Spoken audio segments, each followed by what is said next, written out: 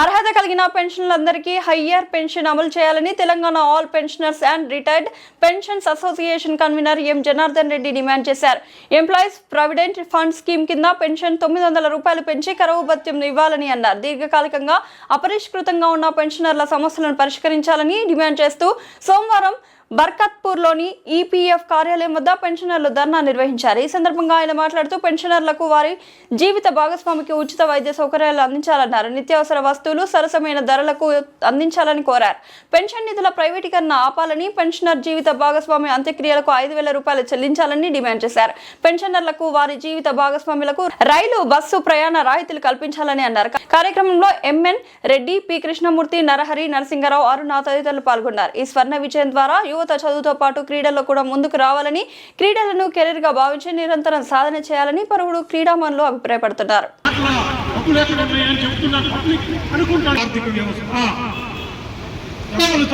నాలుగో స్థానంలో అత్యధిక జీడీపీ ఉన్నటువంటి దేశం భారతదేశం. మరి ఇటువంటి ఇంకా చాలా మందికి 2,000, 3,000 ఇస్తున్నాం. ఒక 42,000 మందికి మాత్రమే 6,000 మధ్యలో పెన్షన్ ఉంది. ఇది న్యాయమా? Telangana all pension association state vice ప్రెసిడెంట్ని.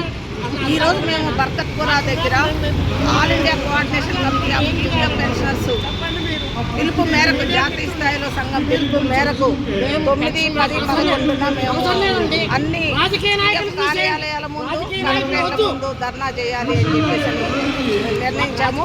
అది దేశవ్యాప్తంగా కూడా జరుగుతున్న సమ్మె. అయితే ఈరోజు కేంద్ర ప్రభుత్వం వైఖరిని నిరసిస్తూ, ఎందుకంటే 30-40 సంవత్సరాలు కేంద్ర ప్రభుత్వ పబ్లిక్ సెక్టర్లో పనిచేసి రూపాయల పెన్షన్ లేదు, రోజొక్కటి 3 రూపాయల పెన్షన్ కూడా పడటం లేదు. అంటే మరి ఒక్క టిఫిన్ చేసే రోజు మొత్తం బతకాల, 33 రూపాయల కనీసం బడ్డీ టిఫిన్ కూడా రాని పరిస్థితులు ఉంది. కాబట్టి మాకు 1,000 రూపాయల పెన్షన్ కాదు, 9,000 పెన్షన్ని దాదాపు 30 సంవత్సరాలుగా పోరాటం చేస్తున్నప్పటికీ కూడా కనీసం 3,000 రూపాయలు కూడా పెన్షన్ లేని పరిస్థితుల్లో లాక్డౌన్ వచ్చారు. 3,000 రూపాయలు ఇస్తాను అని చెప్పి 2014లో 90 రోజుల్లో మీకు ఇస్తానని చెప్పి నరేంద్ర మోడీ గారు 2014లో వారు చెప్పడం జరిగింది. ఇప్పటివరకు కూడా ఎలాంటివి కూడా లేదు. ఈలోగా ఎన్నో పార్లమెంటరీ కమిటీ సిఫారసు కూడా చేసింది. అలా అనేక కోర్టుల తీర్పులు కూడా వచ్చాయి. హైకోర్టు తీర్పులు వచ్చినప్పటికీ కూడా కనీసం ప్రభుత్వం కదలకపోయింది కాక సుప్రీంకోర్టు నుండి పెన్షనర్ల నుంచి తప్పుకోవాలని, పెన్షన్ బాధ్యతని తప్పుకోవాలని చెప్పి మా పిఎఫ్ నిధులు పెట్టే మా మీద కోర్టులో కేసులు వేయడం అనేది జరుగుతుంది. ఇది తగదు. కాబట్టి వీటన్నిటిని దృష్టిలో పెట్టుకొని నరేంద్ర మోడీ గారి విధానం ఏంటంటే పెన్షన్ తన బాధ్యత అనుకోవటం లేదు. మా యొక్క హక్కు, మేము కష్టపడి సంపాదించుకున్న హక్కుని చాలా రాస్తున్నారు. దానికి నిరసనగానే మేము all India coordination committee of EPF pensioners జాతీయ స్థాయిలో ఉంది, national coordination committee of pensioners association అని కేంద్ర ప్రభుత్వ పెన్షనర్లకు ఉన్నది. అలాగే all India state pensioners federation అని చెప్పి రాష్ట్ర ప్రభుత్వ పెన్షనర్లు అన్ని సంఘాలు కూడా మేము రేపు 12వ తారీఖున జరగబోయే దేశవ్యాప్త సమ్మెలో కూడా మేము పాల్గొనే దుస్థితి మాకు కల్పించింది. ఇకనైనా ప్రభుత్వం 400 సీట్ల ఉన్నోడు 240కి వచ్చారు. 240 నుంచి రేపు ప్రభుత్వంలో మార్పు రాకుండా ఉండాలి అంటే తను ఏదైతే చెప్పారో 3,000కి 6 నుంచి డిఏ కలిపిన ఈరోజు 9,000 పెన్షన్ అయ్యేది. మా నిధులే లక్షల కోట్లు అక్కడ మూలుగుతున్నాయి. ఆ లక్షల కోట్ల వడ్డీ కూడా కలిపినా కూడా దాదాపు 16 లక్షల కోట్ల అమౌంట్కి 67,000 కోట్ల వడ్డీయే మాకు వస్తుంది.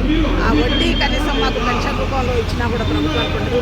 అలాగే మా ఏవైతే ప్రావిడెంట్ ఫండ్ నిధులు ఉన్నాయో ఆ నిధులన్నీ కూడా కార్పొరేట్ సంస్థలకి రేపు షేర్ మార్కెట్లో పెడుతున్నారు.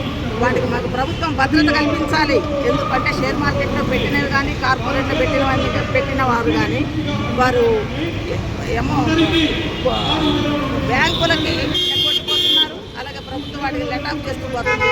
రేపు మా జీవిత అగమ్య గోచరం కాకుండా ఉండాలంటే వాడికి ప్రభుత్వం నుంచి మాకు గ్యారెంటీ దొరకాలి, మా నిధులకి గ్యారెంటీ ఉండాలి.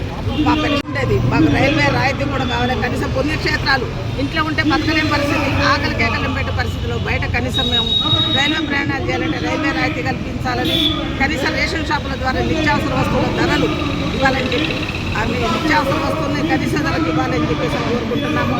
అదే రకంగా ఆరోగ్యం, ఈరోజు ఆరోగ్యం ఎంత ఖరీదైపోయింది అనేది మనం చూస్తున్నాం. కాబట్టి ఆరోగ్య కార్డులు కూడా ఇచ్చి మమ్మల్ని కనీసం నా పార్టీల ఆర్థిక ప్రకారమైన మమ్మల్ని పరిశీలన అని చెప్పి కోరుకుంటున్నాం. ప్రభుత్వ బాధ్యత, విదేశాలలో కూడా వృద్ధుల్ని రక్షించే బాధ్యత తీసుకుంటుంది. మనది ధనిక దేశం, 3వ అభివృద్ధి చెందిన దేశంగా మనం గొప్ప చెప్పుకుంటున్నాము. ఆ దేశం యొక్క గొప్పతనం కాపాడాలంటే వృద్ధుల్ని రోడ్డుకి లాగకుండా మినిమం బెనిఫిట్స్ బతికించే దిశగా ప్రభుత్వం ఆలోచించి అని ధర్మశిల నుంచి డిమాండ్ చేస్తున్నాం. 5 నుంచి 14th వరకు మీరు ఎందుకు తీశారో మాకైతే అర్థం కాదు. ఇప్పటికైనా మా కేంద్ర ప్రభుత్వము మా అందరి తరఫున దయదలిచి మన్నించి ఏమన్నా మీరు న్యాయం చేయండి అని చెప్పి మేము కోరుతున్నాము. మేము గొంతమ్మ కోరికలు కోరడమే. ఇప్పటికైనా మా 90% మాకు న్యాయం చేయాలని మేము వేడుకుంటున్నాము సార్. చాలా సంతోషం సార్.